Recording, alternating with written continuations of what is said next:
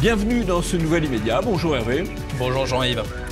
Après une semaine de silence, Alexandre Benalla réplique dans les médias. 3 médias en 3 jours.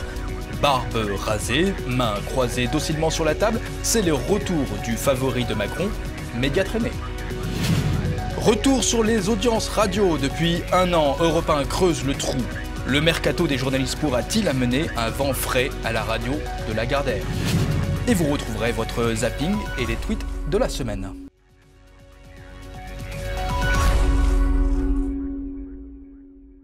Retour encore une fois sur l'affaire du moment, c'est l'affaire Alexandre Benalla. Après une semaine de silence, le désigné coupable en presque par la presse, a fini par intervenir dans la presse. Alors que nous étions en train d'enregistrer la dernière émission des médias, Le Monde a publié une longue interview d'Alexandre Benalla qui livrait ses vérités.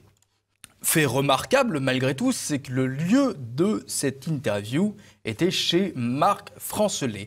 Alors, Jean-Yves, qui est Marc Francelet? Marc Francelet, c'est un journaliste un peu barbouze, qui a trempé dans beaucoup d'affaires, qui est toujours dans des milieux un peu mélangés, voilà. Et d'après ce tweet, en tout cas, eh bien, un procureur la qualifie d'une des pires crapules du ventre de Paris. Reste que cette interview relance évidemment l'affaire Benalla à nouveau, et Gérard Davet, qui est le journaliste qui a interviewé Alexandre Benalla, va qualifier Alexandre Benalla d'être structuré, très sage, bien construit intellectuellement. Je l'ai rencontré pendant 3h30 hier. C'est un jeune homme de 26 ans qui est bluffant de maturité et de tranquillité. Il déroule ses arguments, il le fait de manière argumentée. Quand par exemple il nous dit quelque chose, il sort son téléphone portable, il nous montre les SMS pour prouver que ce qu'il dit ça tient la route. C'est quelqu'un qui est extrêmement argumenté et vertébré. Dans la même émission, ton radicalement différent avec Virginie Leguet, qui est la rédac en chef de Paris Match. Moi, je ne vous cache pas que j'ai été un peu atterrée par cette interview. D'abord par le ton, par le vocabulaire, par l'espèce de légèreté qu'il utilise sans arrêt, par la façon qu'il a d'utiliser des gros mots, emmerder, les mecs. Rien de contre, rien n'est important, rien n'a de valeur. Le phénomène de cours, tout ce qu'il décrit finalement. Alors je sais qu'il a 26 ans, mais tout ce qu'il décrit a quelque chose de sale et de salissant. C'est intéressant d'abord que dans cette émission, il y ait 2 points de vue différents. Bon, ça c'est bien. On reproche suffisamment aux médias de manquer de pluralisme pour là faire preuve d'un certain pluralisme entre Davet qui défend Benalla et Virginie Leguet qui est nettement plus critique, qui utilise, je crois, un mot important, le mot cour. Car on est effectivement dans un phénomène de cour. Il y a la cour de Macron et Benalla est un élément de la cour de Macron. Voilà. Jeudi, c'était la publication de l'interview dans Le Monde. Vendredi, TF1 diffuse une autre interview le soir dans le JT de 20h. Sauf que ça fait beaucoup de bruit. Évidemment, TF1, énormément d'audience, notamment un extrait a énormément tourné sur les réseaux sociaux. Moi, j'ai porté à aucun moment des coups. Et si on est très honnête et on regarde cette vidéo au ralenti, il y a des gestes qui sont vigoureux, qui sont rapides, mais il n'y a pas de coups portés. Les coups qui sont donnés sur la nuque? Il n'y a pas de coups sur la nuque. J'essaye de le maîtriser. Et vous avez en face de vous quelqu'un qui n'a pas réussi à être maîtrisé pendant 30 secondes par des CRS qui sont équipés et qui sont formés à ce type de situation, ce qui n'est pas mon cas. Alexandre Benalla, c'est l'affaire du moment, donc évidemment tous les médias ont l'œil braqué sur cette affaire et évidemment certains médias ont essayé de décrypter le comportement d'Alexandre Benalla sur le plateau. La barbe rasée, les mains croisées docilement sur la table, Alexandre Benalla semble avoir laissé derrière lui son image de bad boy. Le vocabulaire est précis, le discours tiré au cordeau. Oui, alors là il y a une superbe opération d'image. En ce sens que la racaille Benalla est devenue un cas de sup tout à fait présentable, avec un costume bleu, une cravate bleue, des petites lunettes d'intellectuel, la barbe rasée, enfin tout ça formidable, quoi. Ça, c'est vraiment de l'image pure. Sauf qu'il y a malgré tout plusieurs détails qui titillent. Premier point déjà, Alexandre Benalla au JT de TF1, les coulisses de l'interview dans cet article du Figaro, eh bien on apprend que l'émission avait été enregistrée avant. Et pourquoi ? Parce que Alexandre Benalla n'avait qu'un seul créneau disponible, il n'était disponible que dans la matinée, et donc TF1 a décidé d'enregistrer à ce moment-là. Évidemment, en préenregistrant cette interview, eh bien, ça a donné à TF1 la possibilité de couper au montage plusieurs questions. Valeurs Actuelles le relève, interview de Benalla, TF1 a couplé plusieurs questions au montage. Alors, précisons quand même, soyons honnêtes, TF1 a non seulement diffusé, au moment du JT de 20h, une interview coupée, mais sur Internet aussi l'intégralité de l'interview. Oui, alors il reste quand même que le différé offre une sécurité en cas de dérapage ou de bavure, et que c'est quand même tout à fait étonnant. L'argument, je n'avais que ce créneau-là disponible. Je rappelle qu'officiellement, il est licencié, donc il est sans emploi, donc il doit quand même avoir un peu de temps, en dehors des convocations chez les policiers et chez les juges d'instruction, il doit quand même avoir du temps libre. Donc c'est pas l'explication n'est pas très vraisemblable. On a voulu faire du décongelé, parce que le décongelé, c'est plus sûr que le vif. Vous connaissez le proverbe, Jean-Yves, jamais 203. On avait Le Monde, TF1, et voici le journal du dimanche. Benalla, ce que j'ai fait pour Macron. C'est la une du dernier journal du dimanche. Alors, évidemment, beaucoup de bruit, encore une fois, à travers cette une, et Closer qui reprend une information de cette interview. Alexandre Benalla évoque son enfance difficile. Mon père a essayé de m'enlever 3 fois. Ça, c'est le couplet habituel de l'enfance difficile. C'est la philosophie de l'excuse, en quelque sorte. Classique. Et reste que cette interview passe pas trop, qu'en fait, le troisième, c'est trop. C'est une coupure de France Info, ça devient pathétique, la une du journal du dimanche sur l'affaire Benalla, vivement critiquée. En effet, cette posture, cette mise en scène ne passe pas du tout auprès des internautes. Au-delà même des internautes, on a même plusieurs personnalités médiatiques qui sont intervenues, notamment Pierre Lescure, qui est le fondateur de Canal+. Ce que j'ai fait pour Macron, c'est une formule et une une qui resteront cultes. Pulitzer de la com, qui perd toute focale. Il n'y a pas quelqu'un qui a dit à Mimi Marchand qu'il fallait pas faire le coup de trop, ça devient pathétique, merde. Alors Pierre Lescure qui évoque Mimi Marchand, il se trouve que Mimi Marchand était présente, comme par hasard, au moment de la première interview d'Alexandre Benalla, interview faite par Le Monde. Sa ligne de défense, évidemment, c'est à 19h30, j'étais de passage chez Marc Francelet, un ami de 40 ans, pour lui déposer les clés d'une location de vacances à Biarritz, et j'ai vu le photographe du Monde qui attendait Alexandre Benalla. Alors, on est en train d'évoquer Mimi Marchand comme un personnage clé, Jean-Yves. Pourquoi est-ce que c'est un personnage clé ? Mimi Marchand est un personnage clé, parce que c'est la personne c'est une spécialiste de la presse people. Voilà. Et du contrôle d'image des vedettes, ce qu'on appelle les people maintenant. Et Mimi Marchand a été chargée, 1 an avant l'élection présidentielle, de la campagne d'image du couple Macron. C'est elle qui a fait faire les photographies successives en une de Paris Match du couple Macron. En utilisant son agence Best Image. En utilisant son agence Best Image pour mettre en avant ses photos. Et surtout, c'est elle qui a monté un petit peu le contre-feu, puisqu'il y avait une rumeur à l'époque qui avait circulé sur des relations possibles entre Mathieu Gallet, le patron de Radio France, et Emmanuel Macron. Et pour contrer cette rumeur, qu'elle soit fondée ou pas, là n'est pas la question, elle a mis en scène le couple Macron avec un certain succès, puisqu'on les a vus absolument partout en une des hebdomadaires, en une de Paris Match à plusieurs reprises, et que ça a été un élément clé de la réussite de Macron et d'élection de Macron à la présidence de la République. La contrepartie, c'est qu'aujourd'hui, Mimi Marchand, elle a pour son agence Best Image toujours le monopole des photos du couple Macron, et que Benalla était notamment chargé, en assurant la sécurité rapprochée du couple Macron, d'assurer le monopole de Mimi Marchand. Il y a une scène qui a fait un peu de scandale à l'époque, quand il a dit à un paparazzi qui voulait photographier le couple présidentiel « Je vous mets en garde à vue », alors qu'il n'a évidemment aucun pouvoir de police judiciaire, donc il ne peut mettre personne en garde à vue.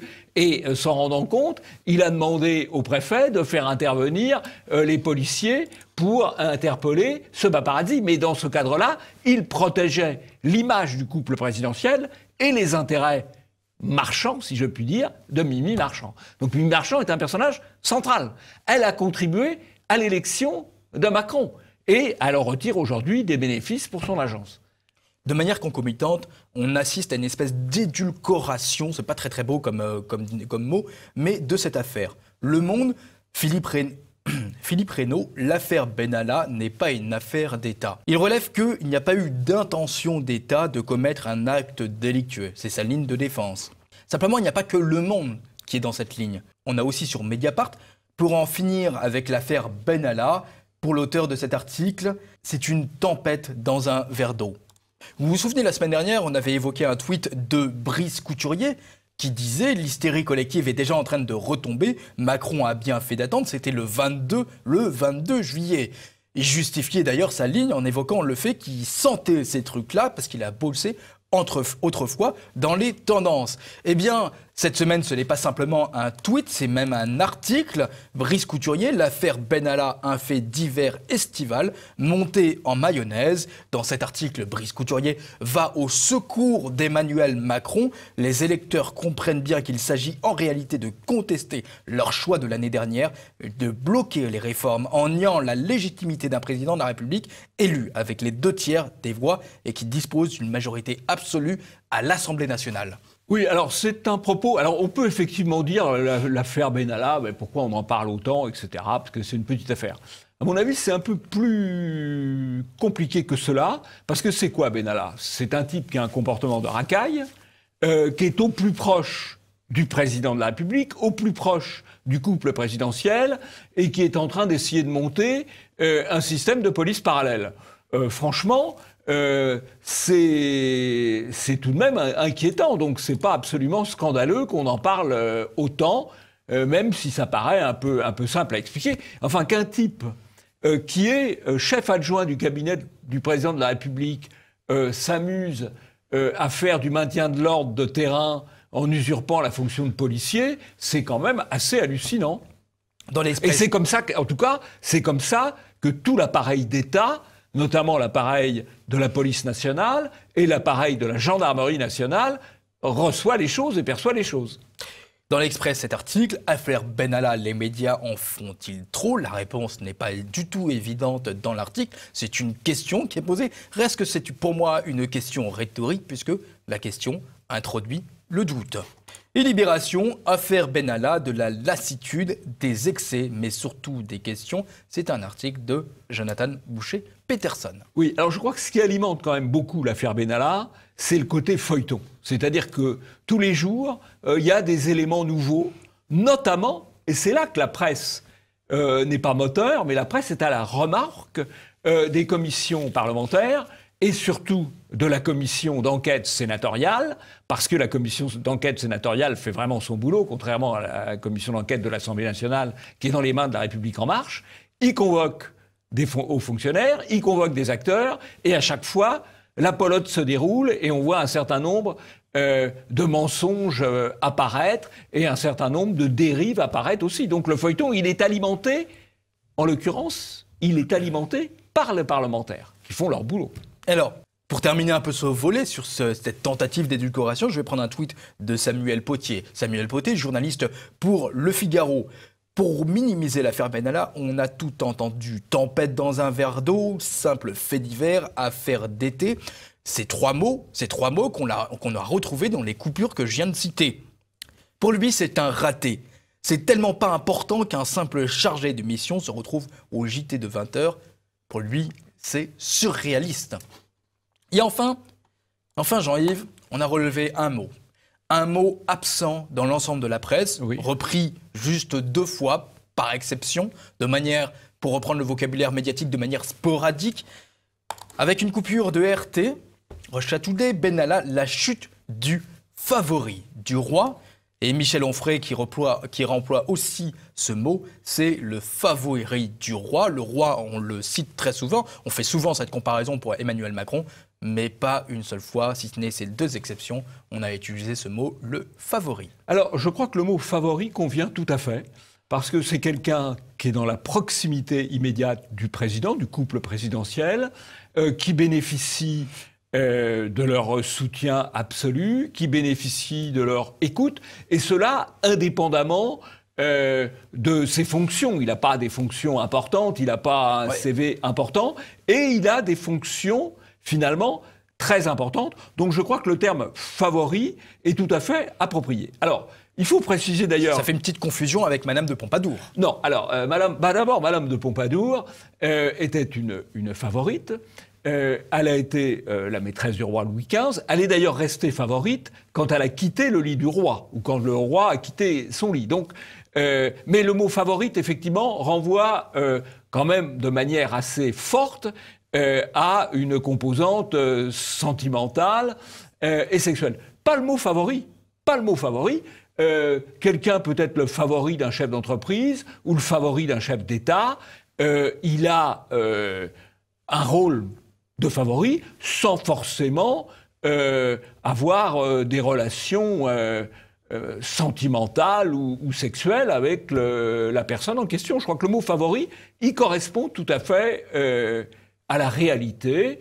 On a vu ça, je dirais, je serais tenté de dire, à toutes les époques. Bon, il y a les favoris, bien, on voit un peu, mais il y a aussi des favoris. Encore une fois, ça ne veut pas dire que M. Macron et M. Benalla partagent des activités autres que politiques ensemble. Peut-être c'est le cas, mais le mot favori n'implique pas forcément cela.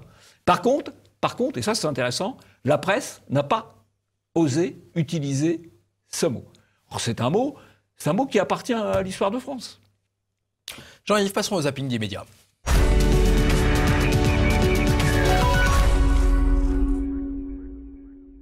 I'm right now at an airport and there's a person getting deported to Afghanistan. Please don't take my phone. Don't touch my phone.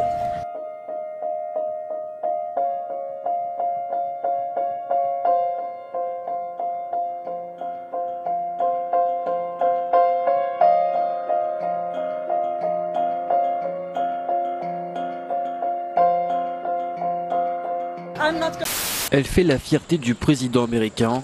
La croissance du PIB des États-Unis a encore augmenté ce trimestre. Politique de baisse des impôts, hausse de la consommation des ménages et des exportations justifie cette évolution. Facebook has blocked the accounts of hundreds of right-wing activists in Brazil as part of their campaign to tackle fake news. The move caused outrage, with many claiming Facebook is interfering in the country's upcoming presidential elections. The head of the right-wing Free Brazil movement says the tech giant's decision to block the accounts was a surprise.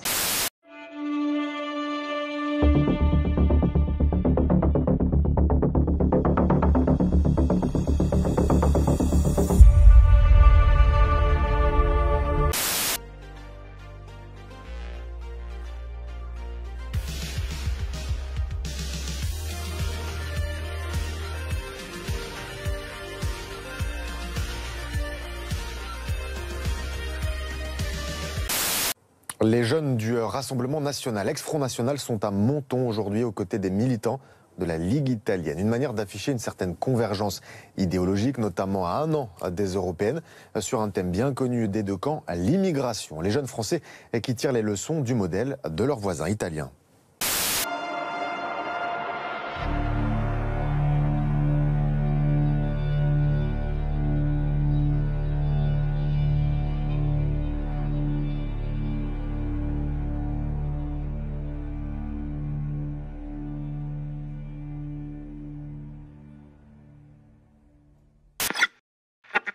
Toujours de très jolies séquences immigrationnistes en ouverture de zapping avec cette Suédoise qui fait un numéro dans un avion. Entre nous, quand vous empêchez un avion de décoller, normalement, on doit vous mettre en cabane parce que perturber un vol, c'est dans tous les pays du monde un délit assez important. Mais enfin, elle a fait son petit numéro, elle empêche l'avion de décoller pour empêcher ce qu'elle appelle la déportation, n'est-ce pas? Ce que les médias appellent la déportation d'un Afghan. Il s'agissait simplement de ramener en Afghanistan, un Afghan qui n'avait absolument pas droit au droit d'asile et qui par ailleurs était délinquant. Mais ça fait rien, on fait pleurer Margot et on incite un peu tout le monde à faire preuve d'imiter cette Suédoise qui vient à la défense de ce migrant. Autre sujet intéressant, l'intervention de Facebook dans la campagne électorale brésilienne contre le candidat conservateur, en tapant un peu dans ses soutiens. C'est intéressant de voir au moment où en France, il y a beaucoup de manœuvres sur Twitter, soi-disant du nettoyage de comptes, et puis il y a aussi du shadow ban, c'est-à-dire le fait de ne pas faire apparaître normalement, en fonction de leur visite et de leur notoriété, un certain nombre de comptes Twitter, sous prétexte qu'ils seraient mal pensants au regard de la doxa dominante et de l'opinion de monsieur le préfet Soli, patron de Twitter France. Voilà. Les gay games, alors je crois qu'Hervé, ça vous choque particulièrement, cette affaire de jeu communautaire homosexualiste. Oui, pourquoi ? Parce que le sport, en tout cas dans le discours qu'on entend, que moi je vois un peu tout le temps dans la presse, eh bien le sport est censé faire tomber les barrières de religion, les barrières de race, etc., de richesse aussi, évidemment. Et là, au lieu de faire tomber ces barrières, eh bien on communautarise le sport. On va accéder aux Gay Games, non pas parce qu'on est un athlète, mais parce qu'on est homosexuel. Sauf que la sexualité, en fait, n'a rien à voir avec le sport. Elle n'a rien à voir, c'est uniquement une volonté de communautariser. Et c'est l'inverse de l'esprit des Jeux Olympiques qui était là justement pour essayer de décommunautariser. C'était les villes qui faisaient une compétition entre elles pour éviter de se taper un peu sur la figure. On fait exactement l'inverse. Donc, moi, dans cette initiative, Paris, la ville la plus gay-friendly, qui va recevoir ces Gay Games, on médiatise énormément cette action et je suis extrêmement, extrêmement choqué. Jean-Yves, passons à la troisième partie, audience radio, c'est l'heure du mercato.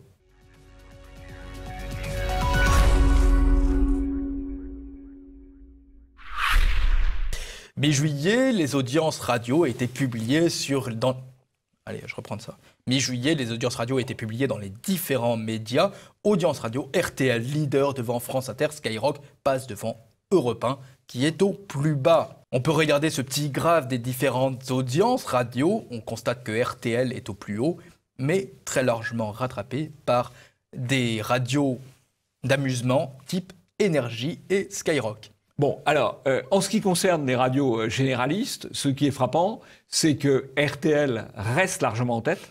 RTL perd un peu d'audience, mais beaucoup moins à la fois en valeur absolue et en pourcentage que les autres. Or, RTL, c'est quand même la radio la plus populaire. C'est aussi celle qui avait, il s'en débarrasse aujourd'hui, mais qui avait donné la parole à Zemmour, donc qui avait un ton quand même un petit peu différent. A contrario, Europe 1... avec Cohen, Europe 1 avait des difficultés, Europe 1 a fait venir Cohen, et Cohen n'a pas fait de miracle, au contraire, Europe 1 continue de chuter. C'est exactement là où j'allais en venir. Audience radio, Europe 1 n'a pas touché le fond et creuse encore. RTL reste au sommet, c'est la manière dont, c'est un exemple avec 20 minutes, la manière dont les médias ont traité justement ces audiences. Mais on notait que déjà 8 mois avant, audience radio, Patrick Cohen n'a pas fait le miracle sur Europe 1. C'était la manière dont il était attendu pour diriger cette matinale. C'est un flop terrible pour Patrick Cohen. C'est une sanction de l'hyper-politiquement correct. C'est l'été, c'est le moment des mercatos médiatiques. Que va devenir justement Patrick Cohen, qui subit un échec actuellement sur sa matinale? Il va être envoyé sur la matinale du week-end, remplacé par Nikos Aliagas. Mais Europe 1 qui recrute aussi énormément de têtes d'affiche actuellement, puisque Jean-Michel Apathy qui quitte France Info pour rejoindre Europe 1 pour renforcer cette équipe. Toujours dans le but de renforcer cette équipe, c'est Audrey Crespo-Mara qui va décrocher les interviews politiques.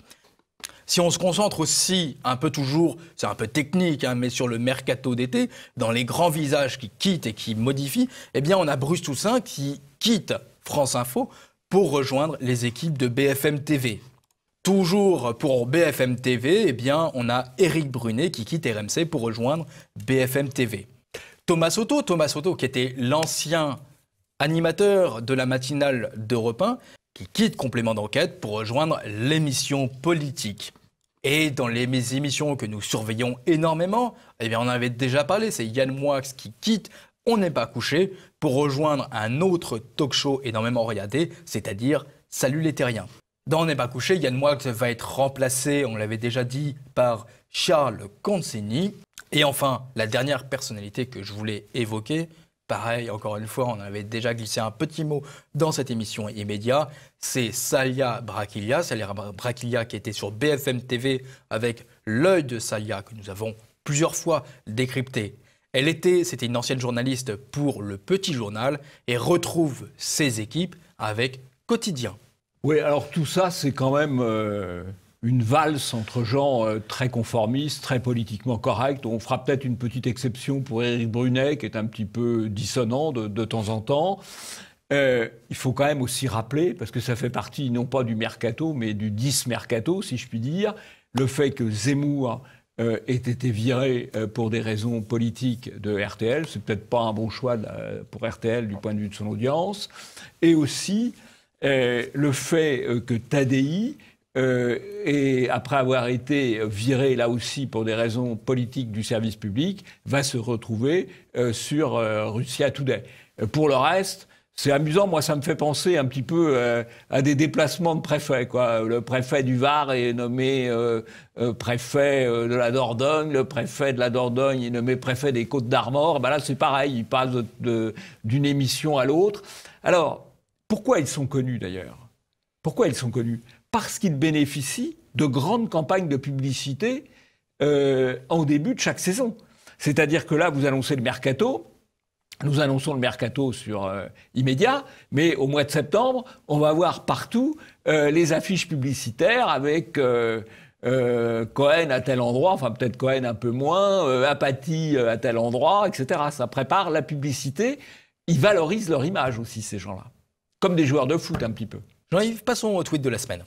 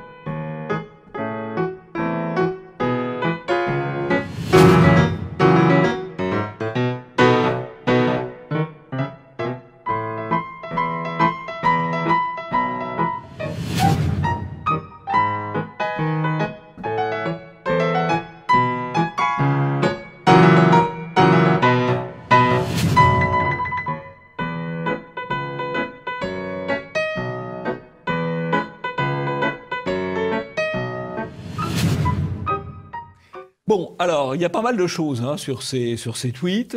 Alors d'abord, il y a toute la campagne sur il faut faire un deuxième vote sur le Brexit. Alors, avec un certain humour, un tweetos demande est-ce qu'il ne faudrait pas non plus un deuxième vote pour confirmer Macron? Parce qu'effectivement, si on remet en cause un vote, pourquoi un référendum? Pourquoi ne pas remettre en cause une élection? Bon, ça c'est assez bien. François Dessouche ironise sur les gens qui se prétendent harceler sur les réseaux sociaux. C'est effectivement tout à fait ridicule. Quelqu'un prend une position, il peut être critiqué. Ça s'appelle pas du harcèlement, ça s'appelle de la critique. Et même s'il reçoit 50 critiques, il n'y a pas de quoi en faire une histoire. Mais il y en a qui aiment monter en victimisation ce genre d'affaires. Vous avez bien noté, vous avez bien observé une parfaite désinformation de l'Institut national de l'audiovisuel qui prétend que l'homosexualité a été dépénalisée en 1982. C'est tout à fait faux. L'homosexualité a été dépénalisée en 1791, c'est-à-dire il y a maintenant 2 siècles et demi. Alors, ce qui s'est passé en 1982, c'est la chose suivante. Avant, le détournement de mineurs, d'un mineur par un majeur, concernait les filles de moins de 15 ans et les garçons de moins de 18 ans. Donc il y avait un écart qui pouvait s'expliquer d'ailleurs par la différence de maturité et la différence de comportement entre les garçons et les filles. Et donc en 82, on a fait le détournement de mineurs à 15 ans pour tout le monde. Voilà. Mais c'est pas pour ça que l'homosexualité était pénalisée. Et aujourd'hui encore, le détournement de mineurs, il reste pénalisé, que ce soit d'ailleurs pour des filles ou pour des garçons. Donc, parfaite désinformation de l'Institut national audiovisuel. Alors, je vois que la grossophobie est entrée dans le dictionnaire, que la grossophobie, d'ailleurs, devient du domaine pénal maintenant. Alors, moi, j'attends la domaine pénal. Du domaine pénal. Non, il y a une campagne actuellement médiatique. Pour le faire entrer dans le domaine pénal, bien sûr. Bon, c'est la question du phobe, etc. Ouais, donc il y a une grosse campagne actuellement. Absolument. Bon, écoutez, moi, je milite, si on introduit la grossophobie dans le délit médiatique en attendant le délit pénal, moi, j'attends le délit de chauvophobie.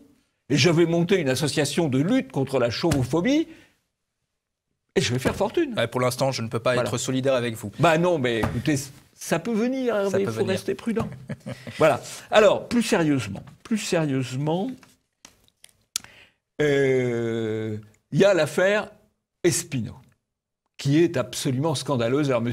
Eolas, qui n'est pas un personnage très recommandable, se réjouit que M. Espino, qui a été le porte-parole de l'opération Defend Europe, très belle opération de défense de l'identité européenne au col de l'Échelle, ait perdu son emploi. Monsieur Eolas, qui est pourtant avocat, je crois, oublie que la discrimination politique est un délit, au même titre que la discrimination raciale ou religieuse. Et monsieur Eolas s'en réjouit. Et je sais qu'il y a une campagne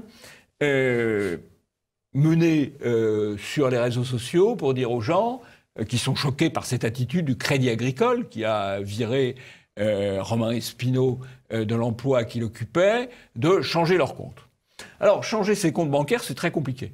Par contre, il y a une chose qui est très simple à faire, qui consiste à rentrer dans une succursale du Crédit Agricole et leur demander « Mais pourquoi vous acceptez que votre direction pratique la discrimination politique ?» Chacun peut le faire sans toucher à ses comptes bancaires. Voilà, j'en suis idée comme ça, parce que la discrimination politique à l'égard de ce militant identitaire est parfaitement choquante. C'est un élément d'évolution vers une société totalitaire. On supprime des comptes, on fait du shadow ban, on crée des barbouzes auprès du président de la République, on vire quelqu'un parce qu'il a des opinions dissidentes. C'est l'évolution vers une société totalitaire, il ne faut pas laisser faire. Eh bien, chers internautes, c'est la fin de cette émission. Pas de coup de chapeau cette semaine. C'est une émission un peu plus courte que d'habitude. C'est une émission qui introduit l'été. Je vous donne maintenant deux rendez-vous. Un premier rendez-vous avec les best-of de TV Liberté, avec notamment un best-of d'Immédiat. Et sinon, je vous donne donc rendez-vous le 24 août pour la reprise de l'émission Immédiat avec Jean-Yves Le Gallou. Eh bien, bon été.